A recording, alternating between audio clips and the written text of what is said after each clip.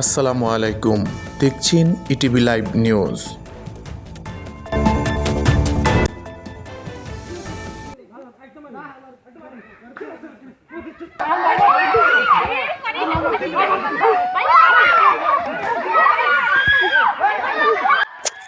এইভাবেই দফায় দফায় মারধরের শিকার হন লক্ষ্মীপুরের চন্দ্রগঞ্জ থানার পূর্ব কল্যাণপুর গ্রামের মোহাম্মদ ইসমাইল।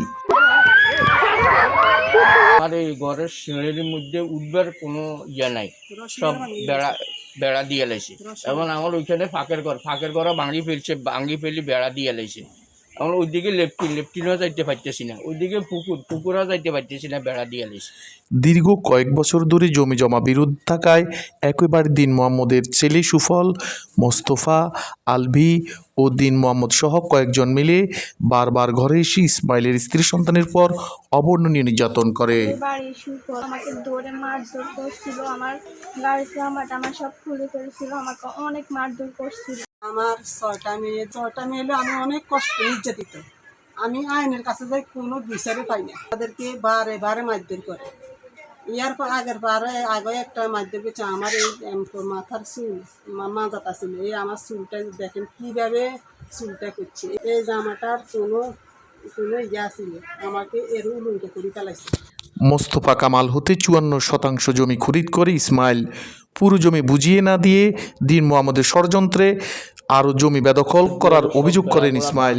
চুরি সব ইয়ে করিয়ে লাইছে। আমরা বাড়িতে ছিলাম না, আমরা হসপিটাল দিল মোহাম্মদ এবং মোস্তফা কামালের ছেলেরা, তার মেয়েরা, ওয়াইফে মিলে সবাই মিলে তাদের পুরো ফ্যামিলি মিলিয়ে এগুলা করতেছে।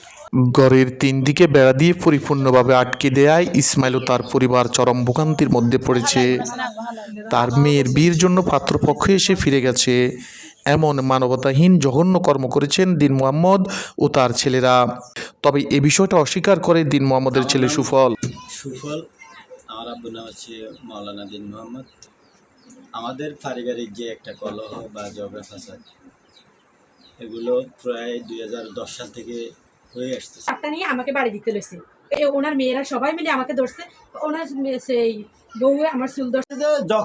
আমরা যখন সবাই ছুটে গেছি, আমরা যখন ওইখান থেকে, তখন আমাদের এই যে শিপন ছেলেটা যখন আমাদেরকে ওইখানে বাড়ি দিতেছে আমার উপরে, আমার যখন ফিটেছে বাড়ি, এখন বেড়াটা কি মানবিক না অমানবিক? না, বেড়াটা তো আমার নজরও অমানবিক।